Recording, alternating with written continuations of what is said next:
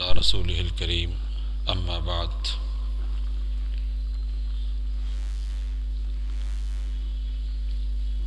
فأعوذ بالله من الشيطان الرجيم بسم الله الرحمن الرحيم والعصر إن الإنسان لفي خسر صدق الله العظيم۔ میرے محترم دوستوں اور بھائیوں اور بزرگوں، اللہ رب العزت کا لاکھ لاکھ کرم ہے، اس کا احسان ہے کہ اس نے ہمیں اپنے گھر میں آنے کی توفیق عطا فرمائی، یہاں اپنے آگے سجدہ ریز ہونے کی توفیق عطا فرمائی۔ یہ خالصتاً اس کا کرم ہے، ورنہ کتنے ہمارے ایسے بھائی ہیں جن تک اللہ کی منادی کی آواز جاتی ہے، لیکن اس کے باوجود ان کو اللہ کے آگے سجدہ ریز ہونے کی توفیق نہیں ہوتی۔ تو یہ خالصتاً اللہ کا فضل و کرم ہے۔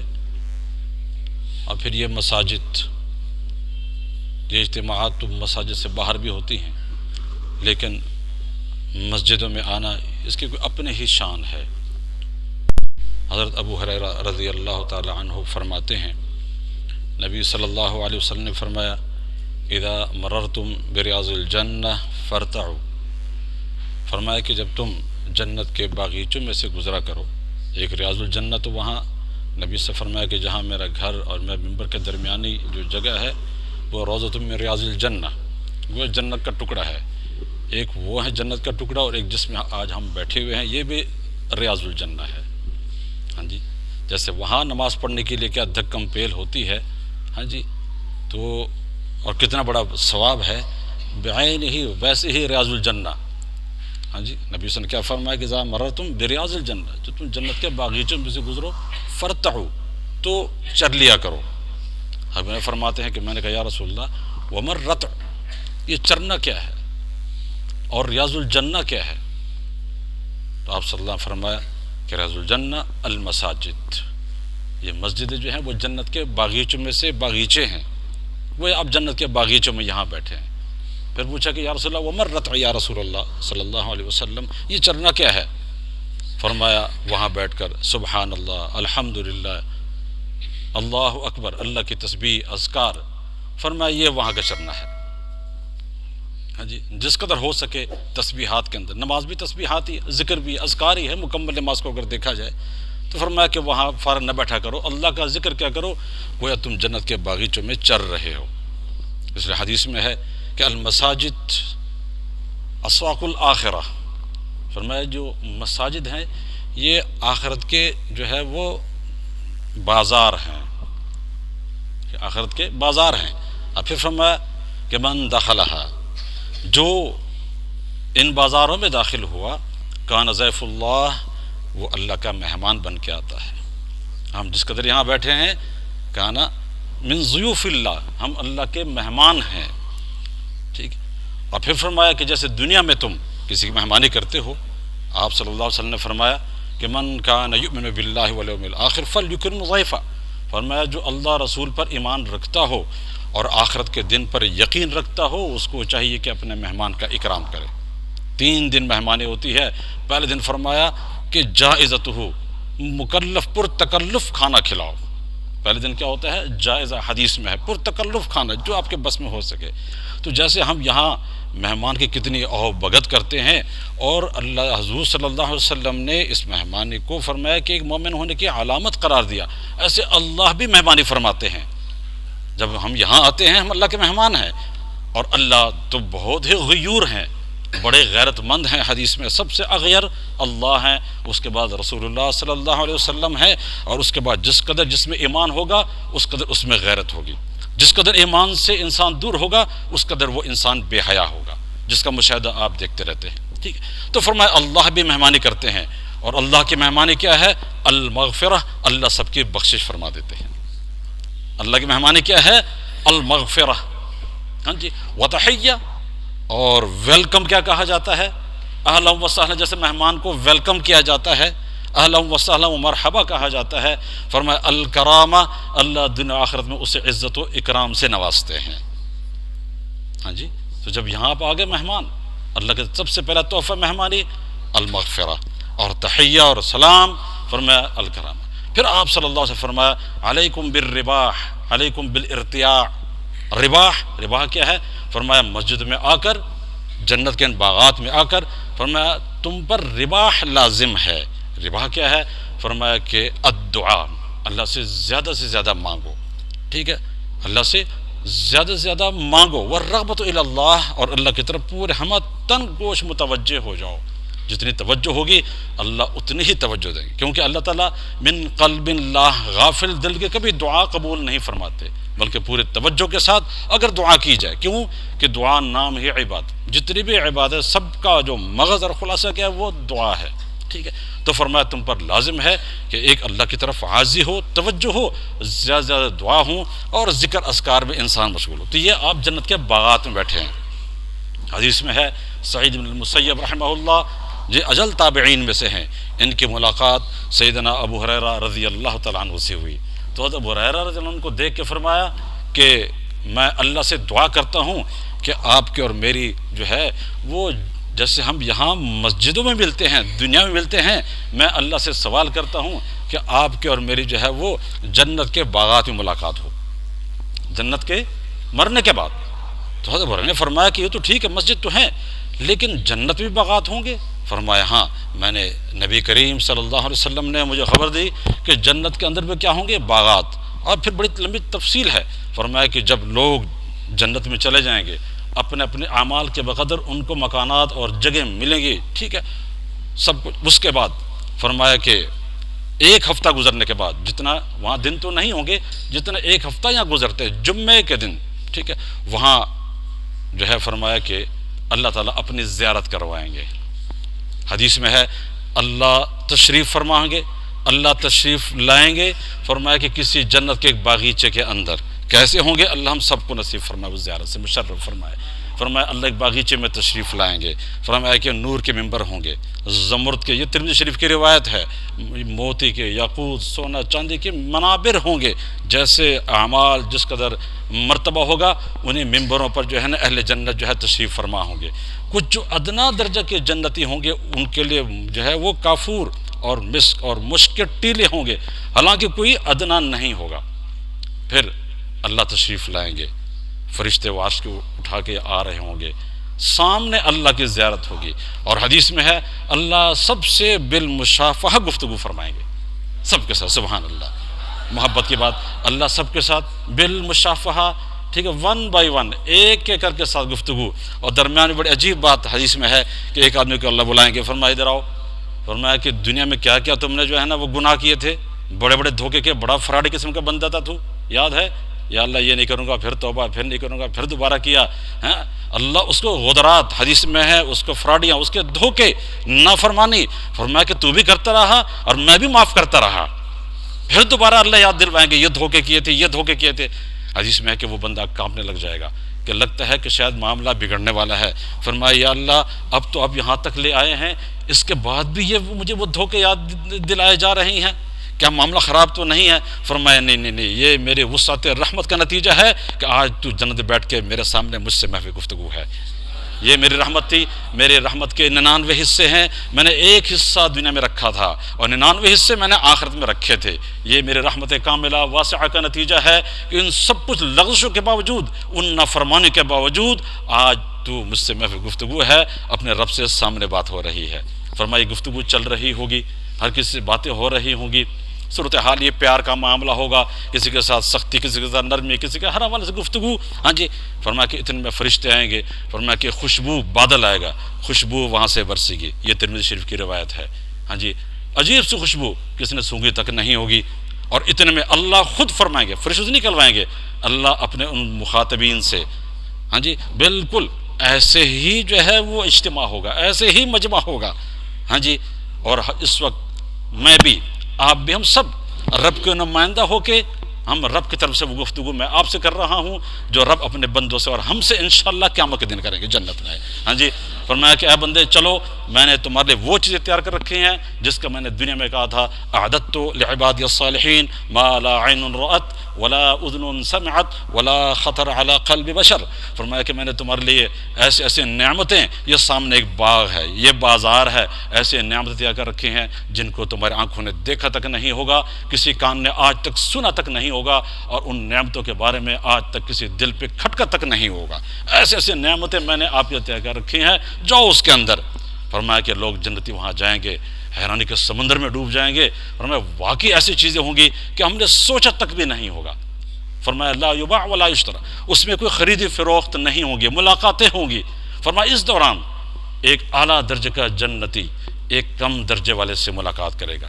حالانکہ کوئی ادنا درجے والا وہاں نہیں ہوگا، کیونکہ وہاں حسرت تو ہوگی نہیں، غم تو ہوگی نہیں کہ بندہ اعلیٰ درجے کو دیکھے اور پھر افسوس کرے کاش کہ میں بھی وہاں ہوتا، یہ نہیں ہوگی. لیکن بہرحال جب وہ آئے گا ادنا درجے والا جنتی، جب اس کے لباس، اس کے زرق برق، اس کی شان و شوکت کو دیکھے گا، حدیث میں ہے کہ وہ گھبرا کے رہ جائے گا. ایسا لباس جو اللہ نے اپنے بندوں کے لیے تیار کیا ہوا ہے. فرمایا اعلیٰ درجے کے جنتی کو جب وہ لباس کو دیکھے گا حدیث میں کو گھبرا جائے گا اور وہ سمجھے گا کہ واہ واہ کیا کمال کا لباس، کیا کمال کا وجود، کیا کمال کا حسن. تھوڑی دیر کے لیے حسرت، لیکن جب وہ اپنے لباس کی طرف دیکھے گا تو اپنا لباس کہیں اس سے بہتر تر نظر آئے گا. اللہ وہ حسرت ختم کر دیں گے. احسن ثیابہ جب دیکھے گا تو فرمایا اپنا لباس کہیں سینکڑوں درجے اس سے بہتر نظر آئے گا. فرمایا کہ یہ حالت رہے گی. واپس جب گھر آئیں گے بیویاں دیکھیں گی، فرمایا کہ کہاں سے آ رہے ہو؟ تمہارا حسن تو اس سے کہیں تو بالا ہے جس پہ تم ہمیں چھوڑ کے گئے تھے. یہ کیا ہوا؟ کہاں سے ہو کے آ رہے ہو؟ آواز کریں گے کہ الحمدللہ ہمارے حسن ہونا بھی چاہیے، اس میں اضافہ ہونا بھی چاہیے. کیوں؟ ربنا الجبار سے ملاقات کر کے آ رہے ہیں، ربنا الرحمن سے ملاقات کر کے آ رہے ہیں. اس سے ایک نقطہ یہ بھی نکلا کہ خواتین کو زیادہ بازاروں میں نہیں جانا چاہیے. وہاں مرد ہوں گے، جب واپس جائیں گے خواتین گھروں میں ہوں گی. خواتین وہ حوریں وہ کہیں گی کہ یہ حسن اتنا دوبالا کہاں سے ہو کے آئے ہو؟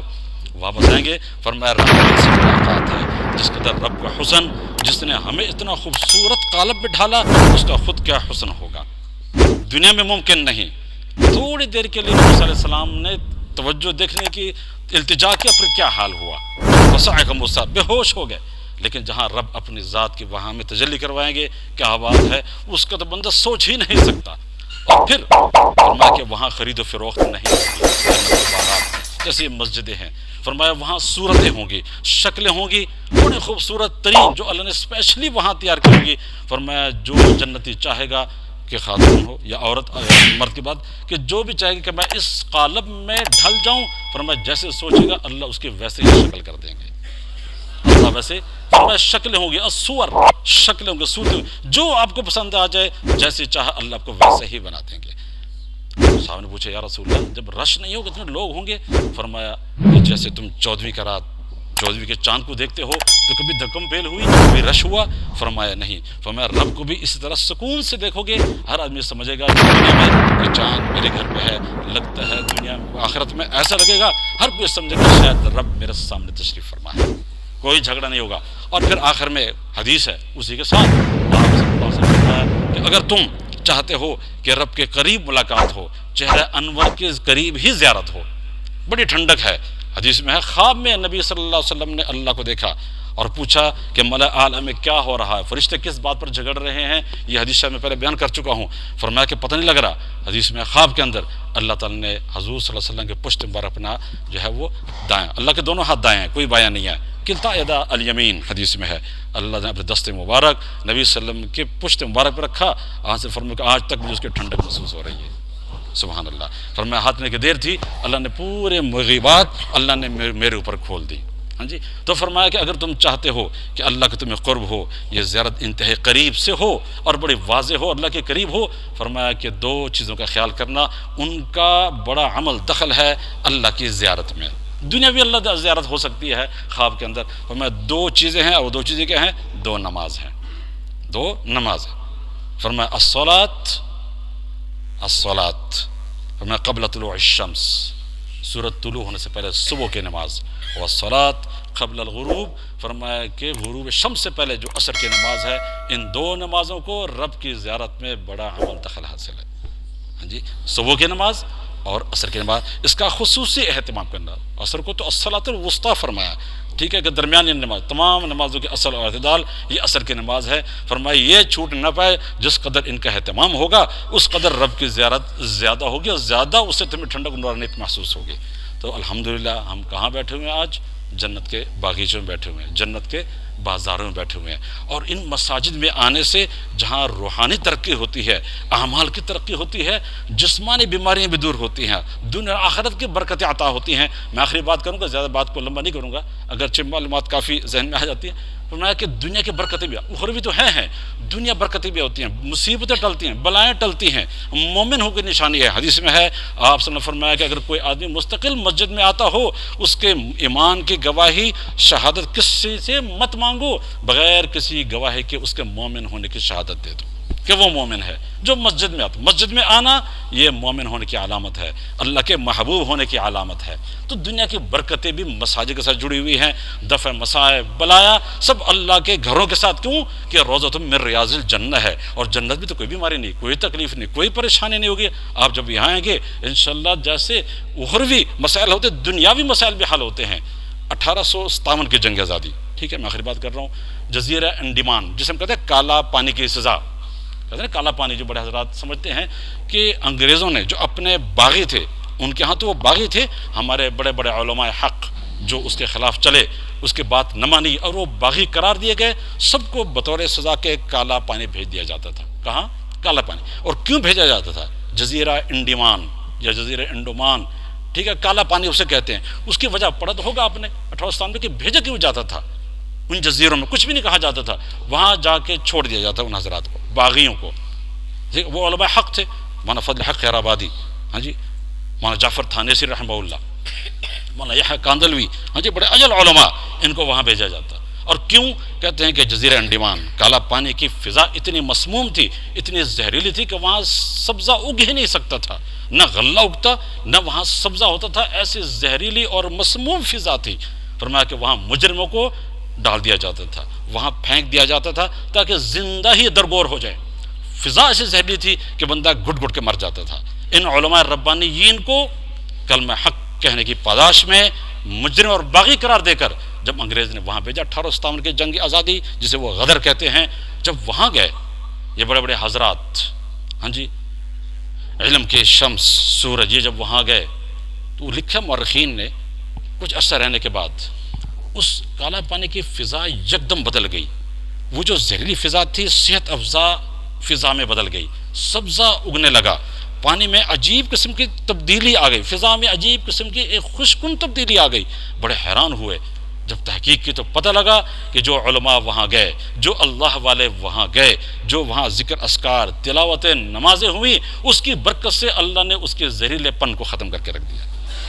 زہریلا پن ختم ہو گیا، ان کی عبادتوں سے، ان کے ذکر سے پانی کے اندر اثرات آ گئے۔ فرمایا کہ جو زہریلا پن تھا، کڑوا پن تھا، اللہ نے اس کو اچھی فضا میں بدل دیا، اس زہریلے پن کو اچھی پن میں اللہ نے تبدیل کر دیا، اور وہ سبزے وہاں سے اگنے لگے۔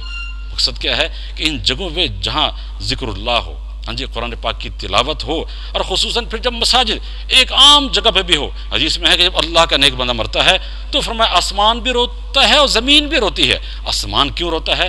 کیوں کہ آسمان کے اندر جو دو دروازے ہیں ہر انسان کے، فرمایا ایک سے اس کے اعمال چڑھتے ہیں، ایک سے اس کا رزق آتا ہے۔ جب وہ مرد صالح جو ہے وہ اللہ کو پیارا ہو جاتا ہے، وہ دروازے بند ہو جاتے ہیں، وہ برکات سے وہ آسمان محروم ہو جاتا ہے، اور وہ زمین جہاں وہ نمازیں پڑھتا تھا، جہاں وہ نفل عبادات کرتا تھا، اس کے عبادات سے رب کی رحمتیں اترتی تھی۔ جیسے فوت ہوا وہ زمین کا وہ ٹکڑا، وہ قطعۃ الارض، وہ رب کی رحمتوں سے، اس کے نماز پڑھنے کی وجہ سے کہ اب وہ نہیں ہے، وہ رب کے رحمتوں اور برکتوں سے جو ہے وہ زمین محروم ہو گئی۔ اس کے وفات پر وہ زمین بھی روتی ہے، آسمان بھی روتا ہے۔ اعمال صالحہ کی برکتیں ہیں، نیک اعمال کی برکتیں ہیں۔ تو مساجد کے اندر جو اعمال کی ایک پریکٹس ہوتی ہے، ہاں جی اللہ کے رسول کی اطاعت کا جذبہ پیدا ہوتا ہے. یقیناً یہاں آنے سے جہاں انسان کی دنیاوی ترقی ہوتی ہے یقیناً دنیاوی، اس لیے جب بھی کوئی مشکل ہے، جب بھی کوئی پریشانی ہو، ریاض الجنہ میں آ جایا کریں، اللہ کے باغات میں آ جایا کریں. انشاءاللہ یہاں جو بھی مانگیں گے وہ آپ اللہ کے مہمان ہوں گے. انتم من ضیوف اللہ، آپ اللہ کے مہمان ہوں گے. اور پھر مہمان جو مانگتا ہے اللہ تو اس سے بے پرواہ ہے. حدیث میں ہے ان اللہ حی کریم، اللہ بڑے ہی باحیا ہیں اور بڑے ہی سخی ہیں. ان کو بڑی شرم آتی ہے کہ ایک آدمی اللہ کے سامنے ہاتھ اٹھائے، ان یرد ما صفر، اور پھر اللہ اس کو خالی واپس کر دے. اللہ کو اس سے بڑی حیا آتی ہے. انشاءاللہ ہم اللہ کے آگے ہاتھ پھیلائیں گے، یہاں آئیں گے، انشاءاللہ آخرت بھی بنے گی اور ہمارے دنیا کی زندگی بنے گی. لیکن یہاں آنا شرط ہے. اللہ کا تعلق کنڈیشنلی ہے، اللہ کا تعلق مشروط ہے. فاذکرونی اذکرکم، آؤ گے تو ہم بھی آئیں گے. تم چل کے آؤ، ہم انشاءاللہ دوڑ کے آئیں گے. آزما کے تو دیکھو، ہم تو مائل بکرم ہیں، کوئی سائل ہی نہیں. اللہ تعالیٰ ہمیں ان مسائل کے ساتھ ان برکت والی جگہوں کے ساتھ جڑنے کی توفیق عطا فرمائے. اور جو اعمال رسول اللہ کے ہیں، صحابہ کرام کے ہیں، اللہ تعالیٰ ہماری زندگی میں ان کو زندہ کرنے کی ہمیں توفیق عطا فرمائے. وما علینا الا البلاغ المبین. بسم اللہ الرحمن الرحیم. الحمد للہ رب العالمین حمدا یوافی نعمہ ویکافی مزیدہ. جزا اللہ عنا محمد ما هو اہلہ. اللهم احسن عاقبتنا في الامور كلها واجرنا من خزي الدنيا وعذاب الاخره. اللهم اني اسالك الهدى والتقى والعفاف والغنى. اللهم اني اعوذ بك من جهد البلاء ودرك الشقاء وشماتة الاعداء وسوء القضاء وسيء الاسقام. اللهم انا نستعينك على طاعتك. اللهم انا نستعينك على طاعتك. اللهم اني ظلمت نفسي ظلما كثيرا لا يغفر الذنوب الا انت فاغفر لي مغفرة من عندك وارحمني انك انت الغفور الرحيم. وصلى الله تعالى على خير خلقه محمد وعلى آله وأصحابه وأزواجه وذرياته وأهل بيته أجمعين برحمتك يا أرحم الراحمين.